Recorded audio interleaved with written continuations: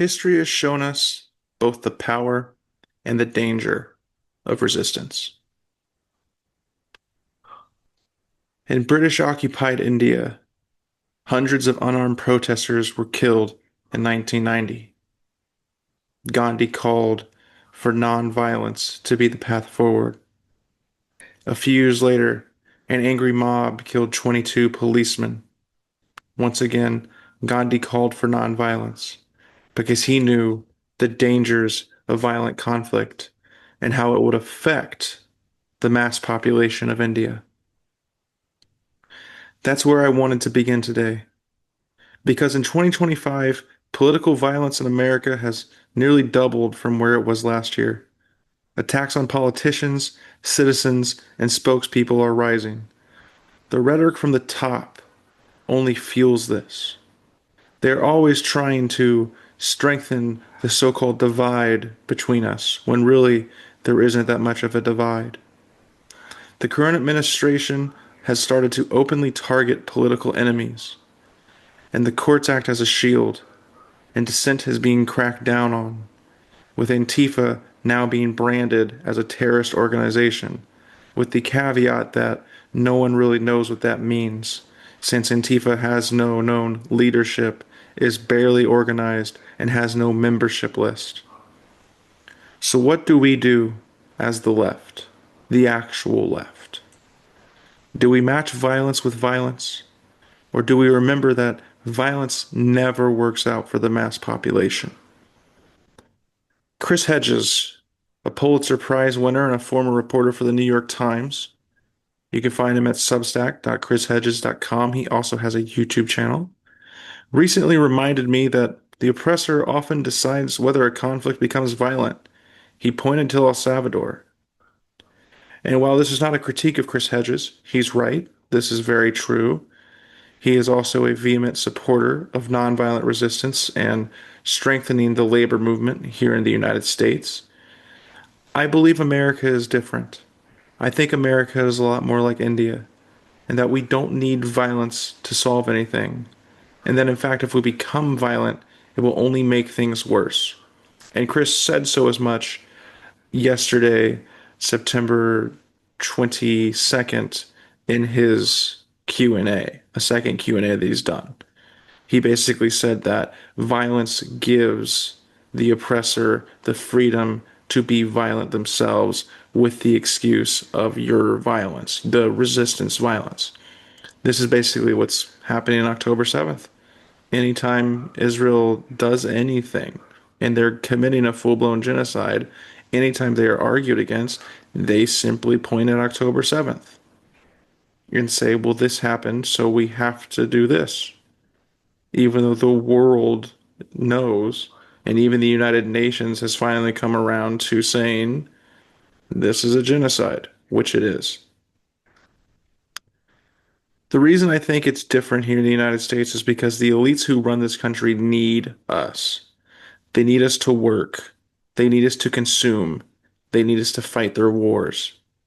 Every time fascism has threatened to rise here, such as the business plot in the 1930s, the pushback against the civil rights and peace movements of the 50s and 60s, and the major crackdowns on freedom of speech and privacy after 9/11, the government has pushed back, but not gotten so far as to actually implement full-blown authoritarianism.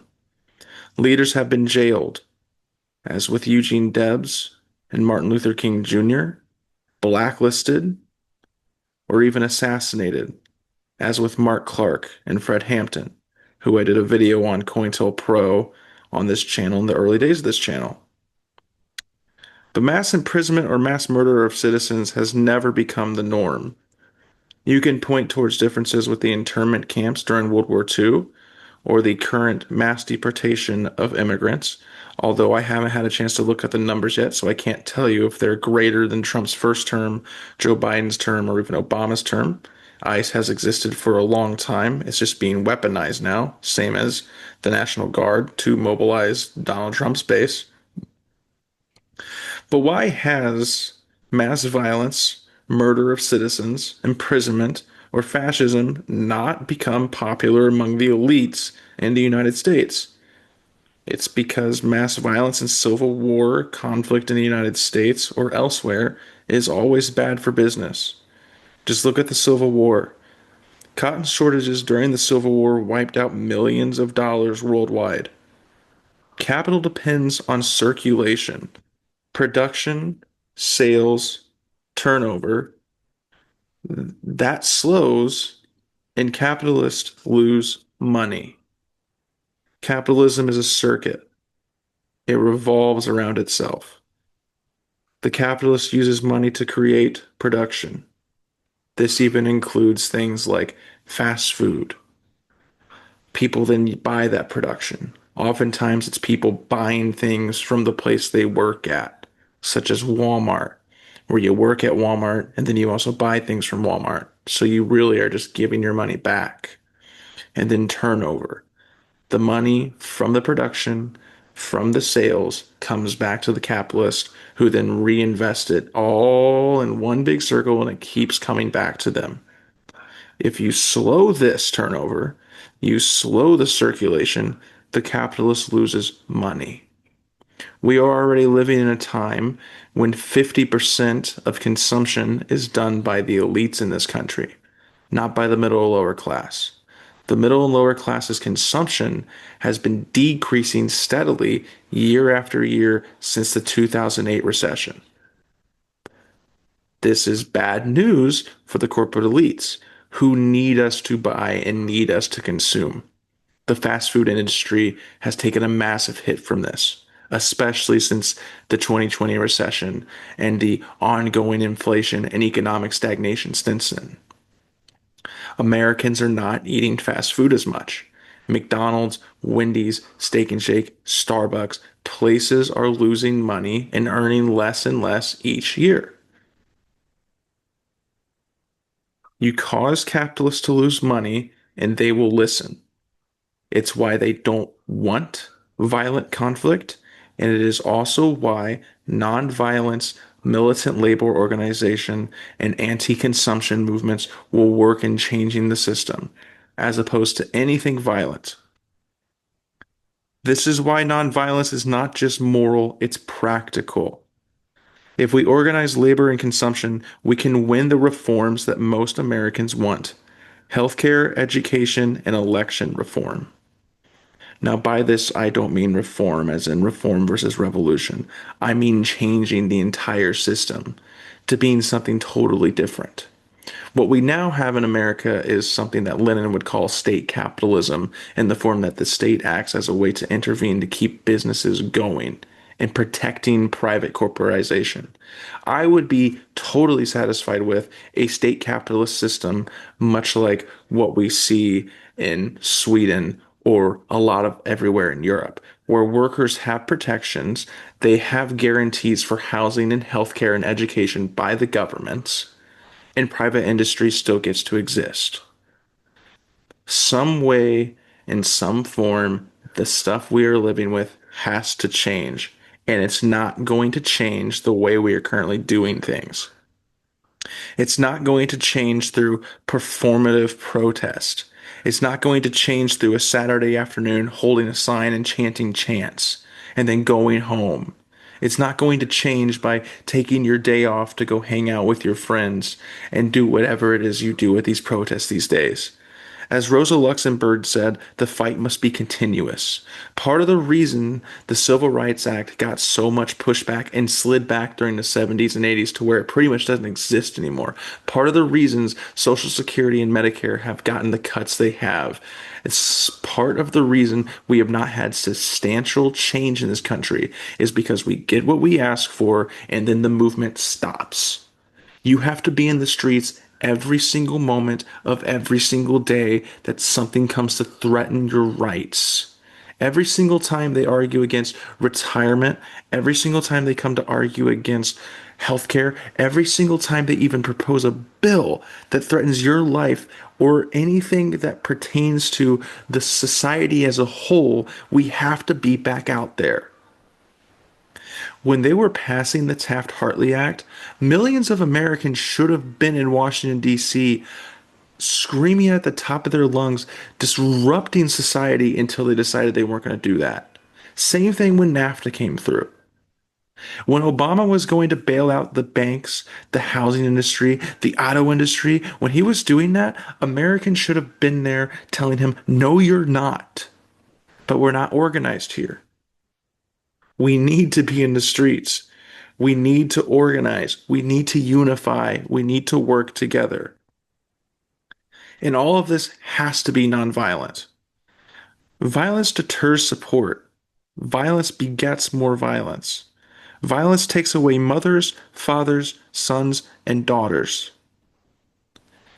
Violence cannot defeat the most powerful military on earth. Vietnam, Iraq, Afghanistan are all examples of this. You'll be told that America lost these wars politically, and that's true for the most part. But millions of dead in Vietnam, Afghanistan, Iraq. Far fewer United States casualties. If we go against a state and they decide to use their special forces, which are just death squads, they decide to use carpet bombings or drone strikes. Your assault rifle, your little bunker that you made, no matter how much ammunition you have, is not going to work. You will be assassinated before you even know it. And then the world will just keep on turning and things will get worse here. And even when violent revolutions succeed in regime change, such as in Tunisia, such as in Egypt during the Arab Spring, the French Revolution, the Russian Revolution, things get worse for the mass populations. The French Revolution led to the reign of terror. The Russian Revolution gave way to famine and authoritarianism. The lesson is pretty clear. Even when violence achieves your goal, the ordinary people suffer. The answer is nonviolent, organized, unending resistance. Disrupt labor and consumption until our needs are met. And stay organized so they can't take it back.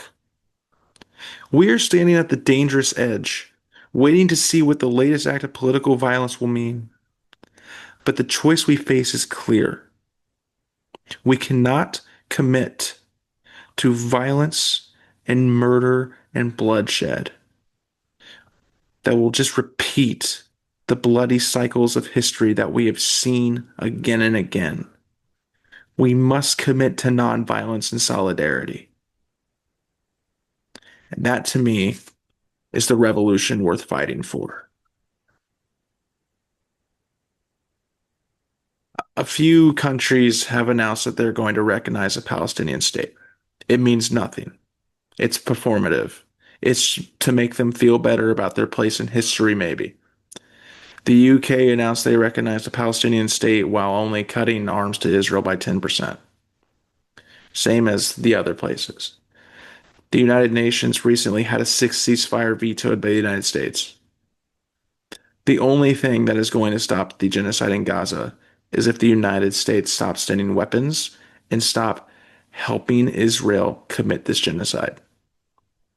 Something has to give. And much like with our demands that I just talked about, what needs to give is us unifying and working together and demanding that this stop. Bernie Sanders saying that there is a genocide going on in Gaza is not going to end the genocide. It's been going on since October 8th, when Bernie Sanders said that you couldn't have a ceasefire with Hamas because Hamas can't be trusted. It doesn't matter to say it now. What matters is getting weapons stopped from going to Israel and getting the United States to agree to stop supporting and aiding in this genocide. The first link in the description, as always, is going to be for the United States Campaign for Palestinian Rights. There you can find organizations to help unify locally and also globally, internationally, and donate to help their cause. Thank you for watching this video. Please remember to organize and unify. Also, if you would like to read a more substantial version a more substantive version, a deeper cut of my ideas through this video. A link in the description will be to my Substack, where I will have an article that goes along with this YouTube video. Thank you so much for watching, and I will see you next time.